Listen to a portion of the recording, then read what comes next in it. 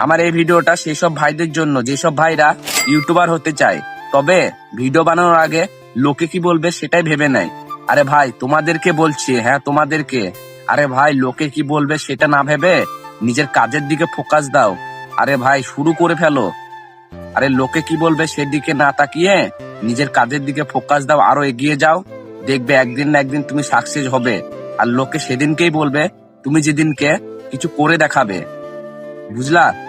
আর লোকে কি বলছে না বলছে ওর দিকে তাকালে তোমার চলবে না, কারণ লোকে তোমার ঘর চালিয়ে দেবে না, একদিন তোমাকে ইনকাম করে দিয়ে দেবে না। তো আমাদের সেদিকে তাকালে চলবে না। তো মাস্ট আমাদের যেটা করতে হবে, আমাদের নিজের লক্ষ্যের দিকে নিজেকে এগিয়ে যেতে হবে আর প্রচুর পরিশ্রম করতে হবে।